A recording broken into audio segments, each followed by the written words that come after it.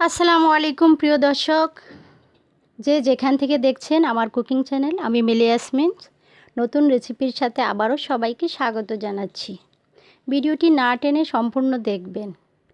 শীতকালীন সময়ে বাজারে নানা রকম সবজি পাওয়া যায়। বিভিন্ন সবজির মাঝে ফুলকপি, সিম অন্যতম। প্রতিদিনের রান্নায় সিম, ফুলকপি, আলু দিয়ে ভাজি, তরকারি এখন অ্যাভেলেবেলই করে থাকি আমরা প্রতিটি ঘরে ঘরে। তাই আজকের পর্বে তৈরি করে দেখাবো মাছ ফুলকপির কালিয়া। আশা করি রেসিপিটি আপনাদের ভালো লাগবে। ভালো লাগলে আমার চ্যানেলে একটি লাইক, শেয়ার, কমেন্ট করবেন। আপনাদের একটি লাইক করলে আমি ভিডিও তৈরি করতে উৎসাহ পাই। তো আমি চলে যাই মূল পর্বে। আমি এখানে একটি পাতিলে চুলা অন করে দিলাম, পাতিল বসিয়ে তেল দিয়ে দিলাম 125 ml। তেলটা গরম হলে কিছুক্ষণ পর আমি দিয়ে দেব একটা আলুটা আমি 3 মিনিট ভেজে নেব। বেশি ভাজার দরকার নেই, জাস্ট একটু কালার আসলে হবে। তো আমি একটু হলুদ গুঁড়ো আর একটু লবণ দিয়ে দিলাম, দিয়ে ভালোভাবে ভেজে নেব।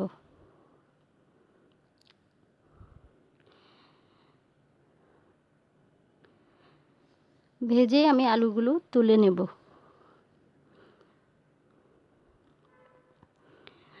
সেই তেলেই আমি দিয়ে দিলাম ফুলকপিগুলো, এবার দিয়ে দিলাম কিছুটা লবণ। আবারও সেই আগের মতোই আমি ফুলকপিগুলো একটু ভেজে নেব। কারণ এই আরেকটা টিপস দিয়ে রাখি আপনাদেরকে, এই ফুলকপি বা এই জাতীয় সবজিগুলো অধিক তেল শোষণ করে। রান্নার আগে যদি এই জাতীয় সবজিগুলো কেটে কিছুক্ষণ গরম পানিতে চুবিয়ে রাখেন, তাহলে তেলটা কম শোষণ করবে। তো নতুন যারা আজ আমার ভিডিও দেখছেন, তারা একটা সাবস্ক্রাইব করে আমাকে সাপোর্ট দেবেন। আগে যারা সাবস্ক্রাইব করেছেন তাদেরকে অসংখ্য অসংখ্য ধন্যবাদ। আমার পেজে নতুন হলে একটি লাইক দিয়ে দেবেন এবং ফলো করে দেবেন। তো আমার কফিগুলো ভাজা হয়ে গিয়েছে। এবার আমি আরও কিছু তেল দিয়ে দিলাম, দিয়ে আমি গরম মশলা ছেড়ে দিলাম। একটা তেজপাতা 2 টুকরো করে আর 2 টুকরো দারচিনি দিয়ে দিলাম, আর 3 কোয়া রসুন কুচি দিয়ে দিলাম দিয়ে আমি এখানে একটু নেড়ে ছেড়ে নেব। তারপরে নেড়ে কিছু পেঁয়াজ কুচি দিয়ে দিলাম, সেটাও একটু ভেজে নেব 2-1 মিনিট। একটু কালার চেঞ্জ হলেই আমি বাদবাকি মশলাগুলো দিয়ে দেব।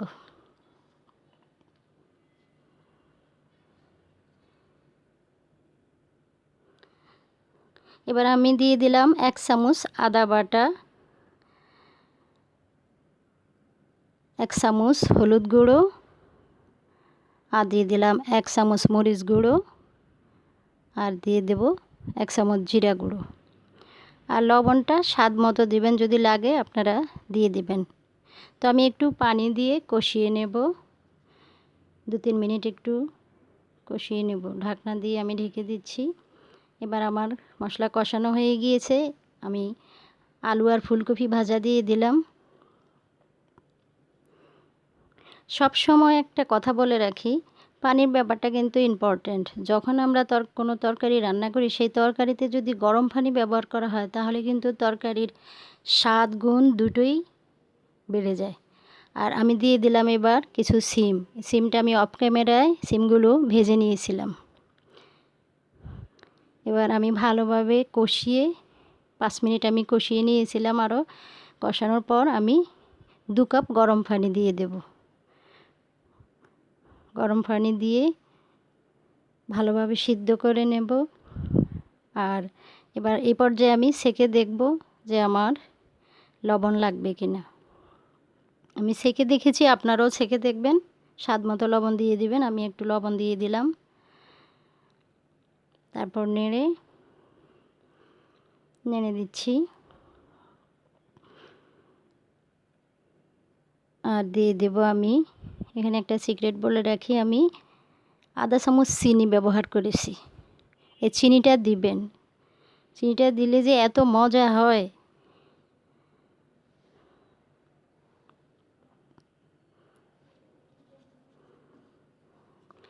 এবার আমি মাছগুলো দিয়ে দিলাম। মাছগুলো আমি ভেজে রেখেছি, লবণ এবং হলুদ মেখে ভেজে আমি এবার তরকারিতে দিয়ে ঢাকনা দিয়ে 10 মিনিট রান্না করলাম। 10 মিনিট পর আমি ঢাকনা খুলে দেখছি সিদ্ধ হয়েছে কিনা। আমার প্রায় হয়ে এসেছে, আর কিছুক্ষণ রান্না করব। আবার একটু ঢেকে দেব, নেড়ে ছেড়ে ঢাকনা দিয়ে দিলাম 5 মিনিটের জন্য।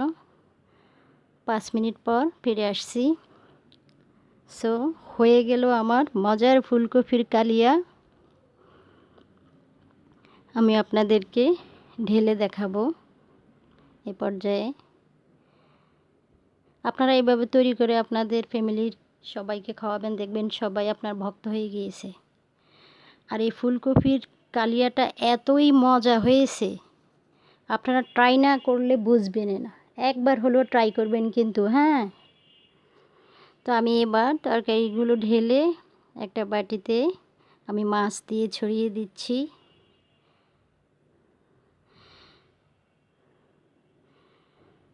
কি সুন্দর হয়েছে দেখুন। আপনারা এইভাবে তৈরি করবেন, অনেক মজা হয়েছে কিন্তু। আমার তো বেশ লেগেছে।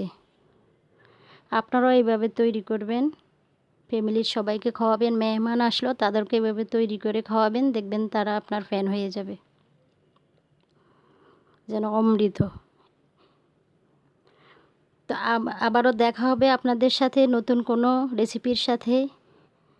আপনারা ভালো থাকুন, সুস্থ থাকুন, এই বলে বিদায় নিচ্ছি আজকের মতো।